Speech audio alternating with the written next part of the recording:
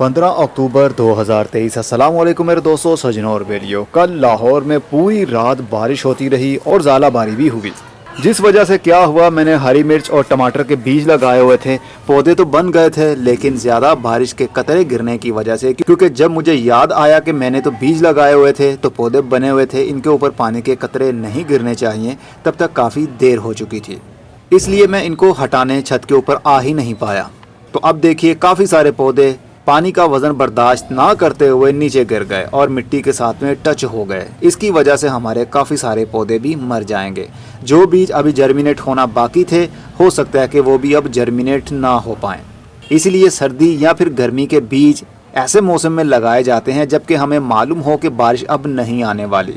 लेकिन जब मैंने बीज लगाए थे तब तो बारिश नहीं आई थी। ये 4 अक्टूबर वाले दिन मैंने बीज डाले थे और ये 9 दिन के बाद जर्मिनेशन अपनी शुरू कर गए थे।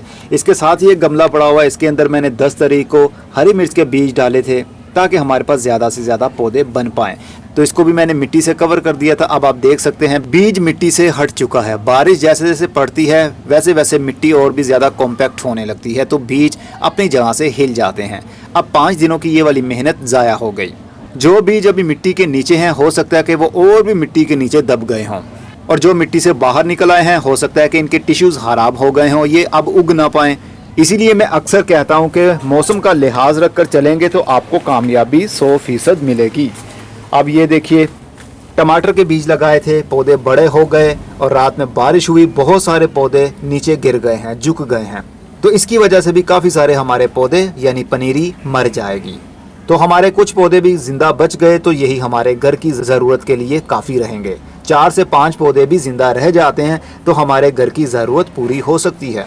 बाकी जो दूसरे पौधे होते हैं उनको कोई प्रॉब्लम नहीं होती, जैसा कि ये हमारे हाउस प्लांट है। देखिए कितना हरा भरा हमारा गार्डन और भी दिख रहा है, और बहुत सारे फूल भी अब खिल गए हैं। खूबसूरत खूबसूरत से फूल हैं। कुछ रात के टाइम खिलते हैं, जैसे मैंने YouTube कम्युनिटी में पोस्ट किया था, मिरेबलिस जलापा वाइट कलर के फूल खिले हुए थे, पिंक थे, येलो थे, रेड थे, और इसके अलावा बटरफ्लाई पी भी थी। और एक और चीज़ दिखाता हूँ आपको, ये देखिए मॉर्निंग ग्लोरी ग्रैंडपा ओट। ये अक्सर सुबह सुबह सूरज निकलने से पहले, जब सूरज की हल्की सी रोशनी निकलती है तब ये फूल खिले होते हैं, तकरीबन 5:30 से 6 या 7 बजे के करीब। पूरी बेल के ऊपर इतने ज़्यादा फूल इस रंग के होते हैं कि पूछिए ही मत। ये भी एक बीज यहाँ से उग गया और इसका पौधा बन गया और इसको छोटे से को ही फूल लग गया है। इस तरह के बहुत सारे फूल सुबह के टाइम खिले होते हैं। हमारे हुड के ऊपर काफ़ी सारे फूल खिल जाते हैं। और बटरफ्लाई पी वाइन के भी फूल कुछ इसी तरह खिलते हैं, वो भी मैंने पोस्ट किया था। ये देखिए कितना खूबसूरत फूल होता है। वैसे तो ये पूरा दिन इसी तरह खिले रहते हैं, धूप हो या छाँव हो। गर्मी के दिन में ये अक्सर खिल जाते हैं, बरसाती मौसम में ये कुछ ज़्यादा ही खिलते हैं, और ये बेल पतझड़ के मौसम में भी बहुत ज़्यादा ब्लूमिंग करती है। इसके अलावा दूसरे पौधों के ऊपर कोई जल्दी बुरा असर नहीं होता है मौसम का, सवाए गर्मी के या बहुत ज़्यादा सर्दी के। बारिश की परेशानी इन पौधों के ऊपर नहीं होती। एक चीज़ और दिखाना चाहता हूँ, क्योंकि बहुत से लोगों की इस चीज़ के ऊपर नज़र होती है कि कोयले के अंदर पौधे उग सकते हैं या नहीं। मैं अक्सर टाइम टू टाइम वीडियोज़ में बताता रहता हूँ।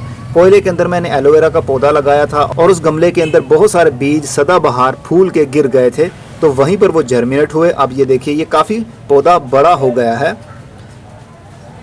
जहाँ जहाँ उसको जगह मिलती है वो उसी एंगल से ग्रोथ कर रहा है, क्योंकि ये स्लाइस काफ़ी लंबा हो गया है तो इसके नीचे से ये निकल रहा है। तो और भी बहुत सारे बीज उग गए हैं कोयलों के अंदर, तो इसका मतलब कि खाली कार्बन के अंदर भी पौधे खूब अच्छे से चलते हैं।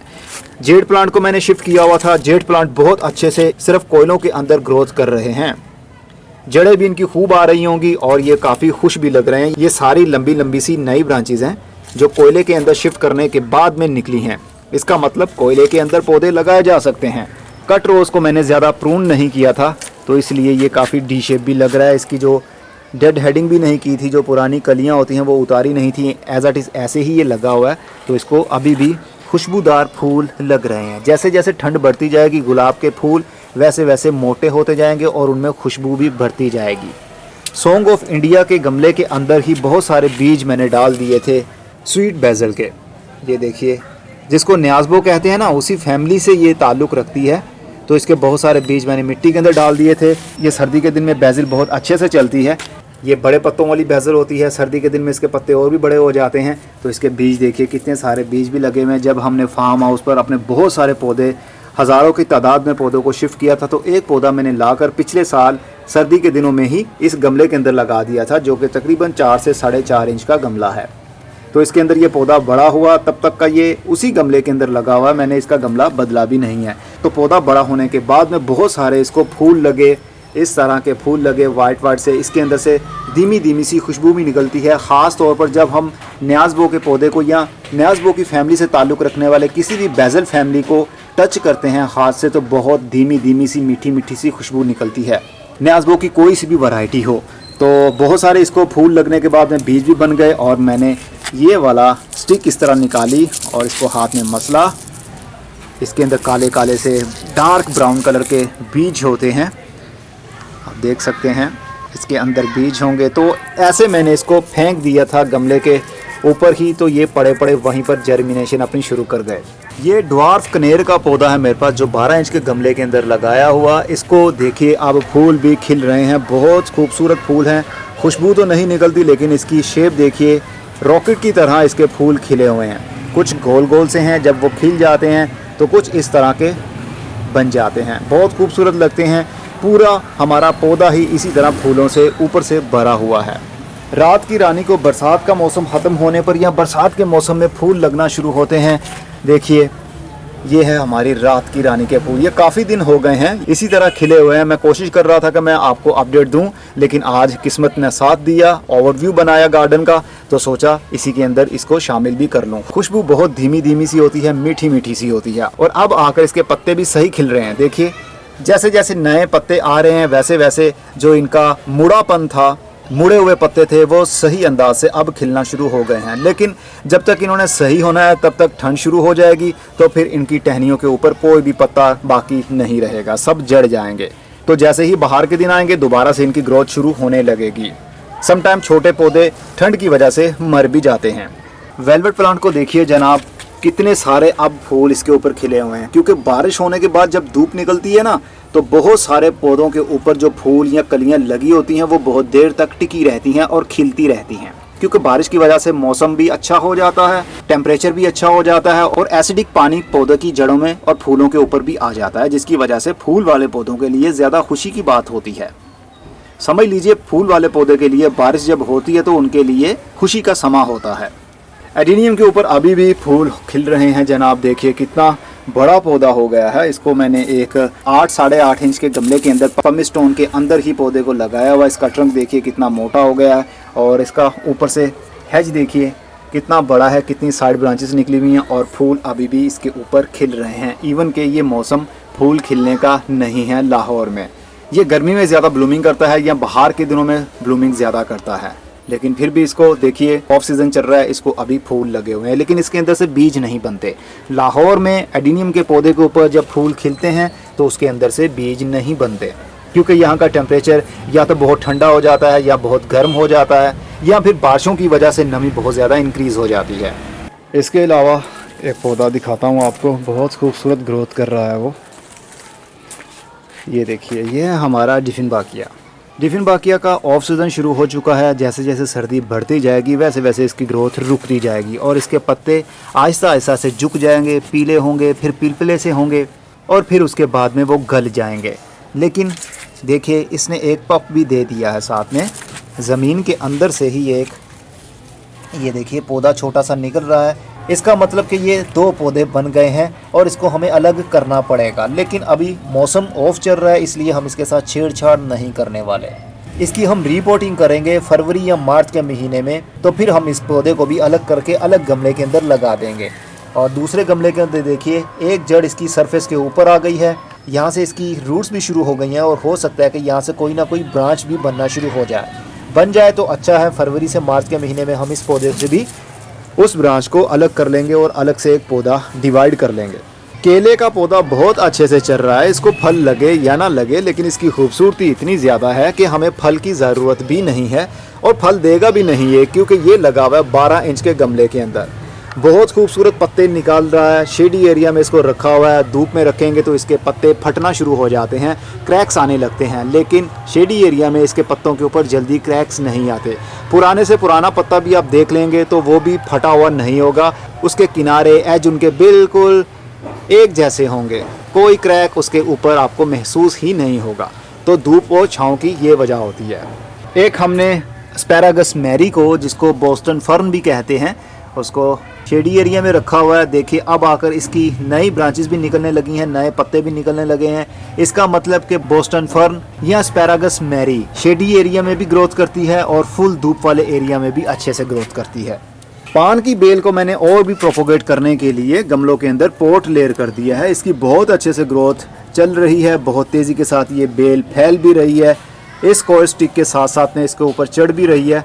तो इसको मैंने एक गमला लिया, ये देखिए एक गमले के अंदर हमारा एक पौधा तो बन चुका है। ये तकरीबन 6 महीने पहले मैंने बनाया था और उसके बाद मैंने एक और भी लगाया, वो भी उग गया।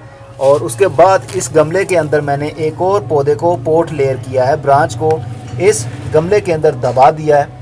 तो यहाँ से भी जब इसकी रूटिंग शुरू हो जाएगी तो हम पीछे से ब्रांच को काट देंगे, तो आगे वाला पौधा हमारा एक अलग पान का पौधा बन जाएगा। तो पोट लेयर करने की वजह से आपके पास बहुत सारे पौधे हो सकते हैं। यह है सिंगोनियम, बारीक पत्तों वाला, लंबे पत्तों वाला। इसके पत्ते चौड़े नहीं होते, इसी तरह खिलते रहेंगे, बहुत खूबसूरत लगते हैं। लेकिन जब आप इसको बड़ी स्पेस देंगे, बड़ी जगह देंगे जड़ों को, तो फिर इनके पत्तों का साइज़ भी नॉर्मल सिंगोनियम प्लांट के पत्तों की तरह चौड़ा होने लगेगा।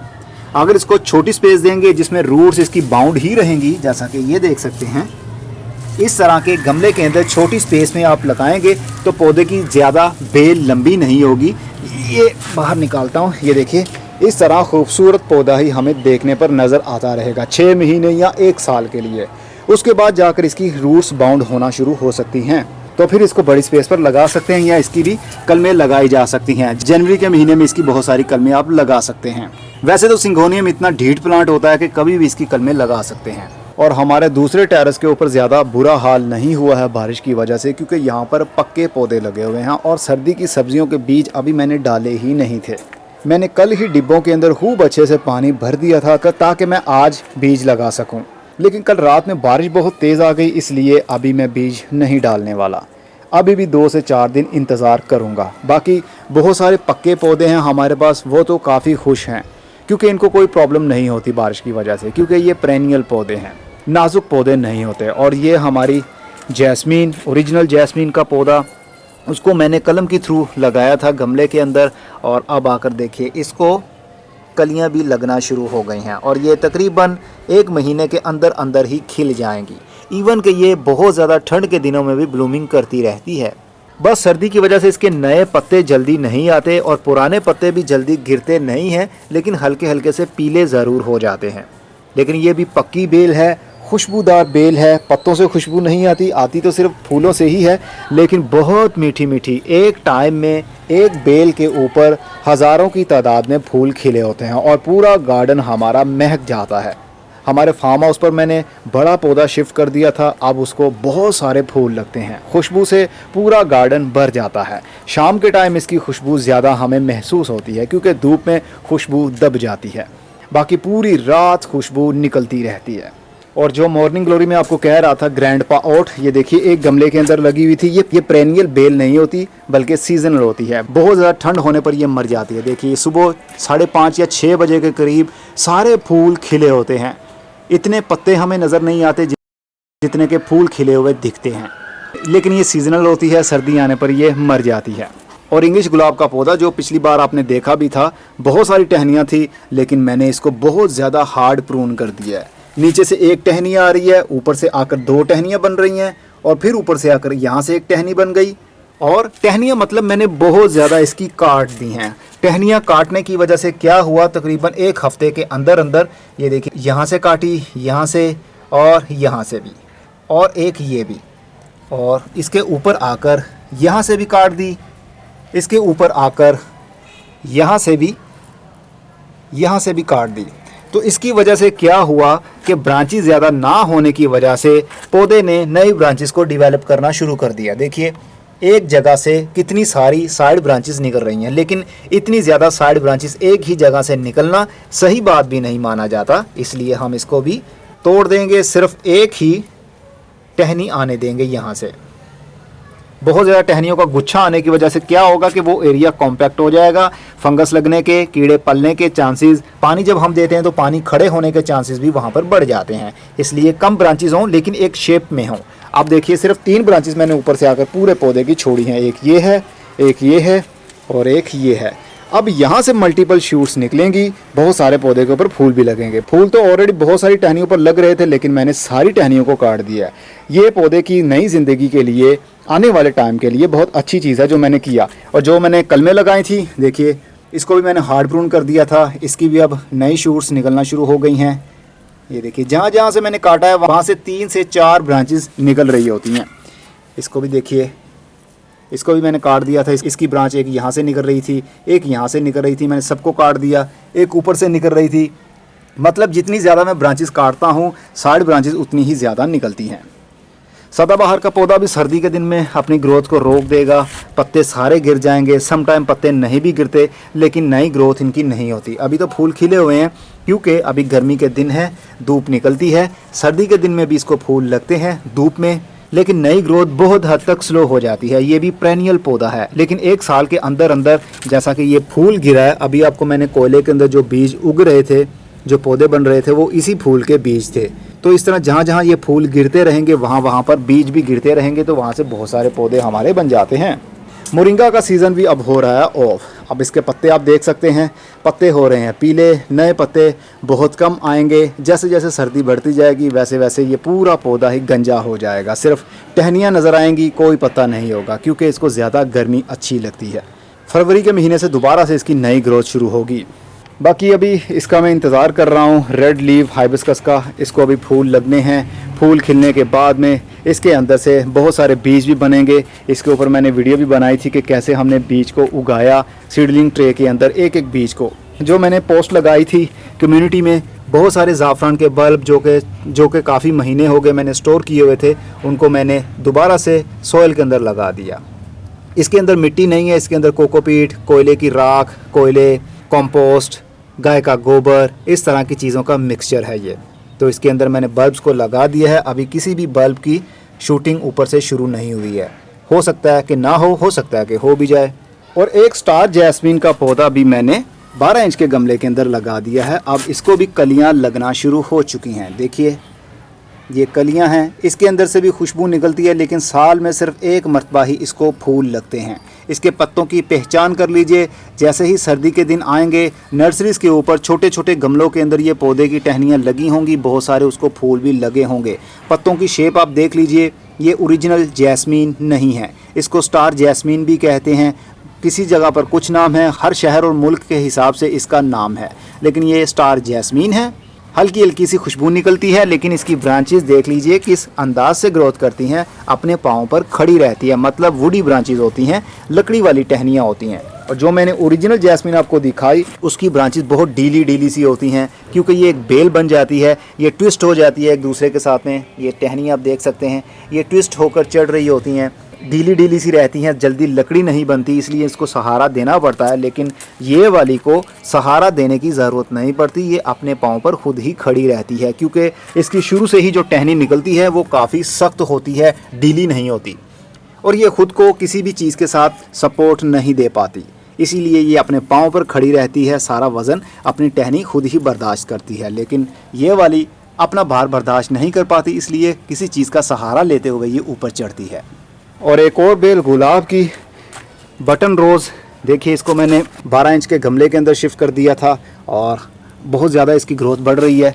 जितनी ज़्यादा धूप मिलती है उतनी ज़्यादा ये फूलों पर भी आती है, बहुत ज़्यादा कलियां लगती हैं और बहुत ज़्यादा फूल भी इसके खिलते हैं जब इसको ज़्यादा धूप लगती है। तो ये काफ़ी बुशी हो चुकी है, इसको अब बड़ी स्पेस की ज़रूरत है ताकि ये खुद को संभाल सके, या हम इसको एक शेप दे सकें, किसी चीज़ के ऊपर चढ़ा सकें, तो ये अपनी ग्रोथ को फर्दर आगे बढ़ाती रहेगी। लेमन प्लांट को भी लेमन लगे हुए हैं, साइज़ उनका अच्छा हो गया है। देखिए कितना बड़ा फ्रूट का साइज़ है, ये भी लगा है, और भी 4-5 लगे होंगे। लेकिन अब सर्दी के दिन शुरू हो रहे हैं तो सर्दी की वजह से इसकी ग्रोथ रुकने वाली है। ये देखिए, ये जोड़ा लगा हुआ है पूरा। इसके ऊपर फूल भी आ रहे हैं, कलियां भी लगती हैं और उसके अंदर से फ्रूट भी बाद में बन जाएगा। लेकिन जब बहुत ज़्यादा ठंड आ जाएगी तो फिर इसकी ग्रोथ रुक जाएगी, नई ग्रोथ भी नहीं आएगी और पुरानी ग्रोथ भी, पत्ते उसके पीले होने लगेंगे और फिर वो गिरने लगेंगे। इसलिए सर्दी के दिन में आप इसको हार्ड प्रून भी कर सकते हैं। लेमन प्लांट को मैं करूँगा भी, लेकिन फ़िलहाल के लिए इसको इसके हाल पर छोड़ दिया मैंने। देखिए डी शेप हो रही है ब्रांचेस, इसको डी शेप नहीं होना चाहिए, एक शेप में ऊपर वाली साइड पर जाना चाहिए। वो कैसे करेंगे आने वाला सीज़न हमें बताएगा। दिसंबर के महीने में इसकी हार्ड प्रूनिंग करेंगे और फरवरी के महीने में इसको बहुत ज़्यादा फूल भी लगेंगे। एलोवेरा का पौधा जो कि सॉफ्ट मीडियम के अंदर मैंने लगाया था, मिट्टी इस्तेमाल नहीं की थी, आपने देखा था वीडियोस में अगर आप हमारे रेगुलर व्यूअर्स हैं तो। देखिए अब पूरा गमला ही पौधों से भर चुका है, कोई स्पेस बाकी नहीं बची। कितने ज़्यादा छोटे छोटे से पौधे जो कि आने वाले टाइम में बड़े पौधे बन जाते हैं आपके सामने हैं। सिर्फ एक पौधा ये वाला इस गमले के अंदर होता था और बाकी सबके पप्स दिए हैं आपने, और पप्स भी अब बड़े हो गए हैं, जो कि 2 पप्स मैंने निकाल कर अलग गमलों के अंदर शिफ्ट किए थे। मैंने वो वीडियो भी बनाई थी कि कैसे हमने उसको शिफ्ट करना है, वो भी अभी आपको दिखा देता हूँ। इस छत के ऊपर रेलवे क्रीपर वाइन जो कि पिछले साल हमारे इस टेरेस के ऊपर होती थी और पूरे ऊपर हुड को कवर किए हुए थी, लेकिन उसको उखाड़ दिया था मैंने। कुछ पौधों को मैंने फार्म हाउस पर ज़मीन में शिफ्ट कर दिया था, लेकिन ये बेल आई थिंक वहाँ पर भी अभी ज़िंदा नहीं होगी, मर चुकी होगी। लेकिन एक कटिंग मैंने यहाँ पर लगा दी थी, अब ये पौधा बन चुकी है, बेल बन चुकी है। इसको भी किसी चीज़ की ज़रूरत है क्योंकि ये ट्विस्ट होती है, जो भी रस्सी या टहनी या बांस कुछ भी आए उसके साथ ये ट्विस्ट होकर अपनी ग्रोथ को आगे बढ़ाती है। हमारे इस ट्रॉपिकल गार्डन में ही वो 2 गमले मैंने रखे हुए हैं, शेडी एरिया में रख दिए हैं। असल में थोड़ा धूप पे होना चाहिए इसको। ये देखिए, ये है वो पौधा, ये ऊपर से पत्ते गिरते रहते हैं। ये एक इसका पत्ता गल गया है क्योंकि ज़्यादा शेडी एरिया में होने की वजह से पानी अक्सर इसके ऊपर गिर जाता है और वो जल्दी खुश्क नहीं हो पाता। लेकिन ये एक और पप निकल रहा है, ये छोटा सा पत्ता एक नए पौधे की निशानी है। तो इसके अंदर आप देखिए, इसके स्लाइसिस काफ़ी लंबे भी हो गए हैं। और दूसरा इसके अंदर हमने लगाया था, एक के साथ कोई जड़ नहीं थी, एक जड़ वाला था, तो दोनों की ही ग्रोथ बढ़ी और दोनों ही पौधे बन गए। अब चलिए इसी बहाने इसको मैं थोड़ा लाइट वाले एरिया में रखता हूँ क्योंकि अंधेरे में इनकी ग्रोथ नहीं होती सही। और हमारा एक ये वेरीगेटेड जेड प्लांट है, इसको भी हम थोड़ा ब्राइट लाइट में लगाते हैं क्योंकि यहाँ पर बहुत अंधेरा होता है।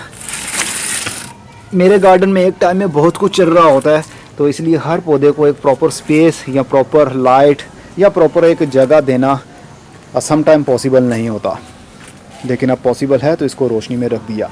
तो जनाब ये था आज का ओवरव्यू, काफ़ी लंबा हो गया है। अभी बहुत सारे पौधे रहते थे जिनके बारे में आपको अपडेट देनी थी। अगर मैं इसी तरह वीडियो शूट करता रहा तो ये तकरीबन 1 घंटे से भी ऊपर चली जाएगी। फिर किसी नई वीडियो में नई इन्फॉर्मेशन के साथ मिलेंगे, तब तक के लिए अपना बहुत सा ख्याल रखिएगा।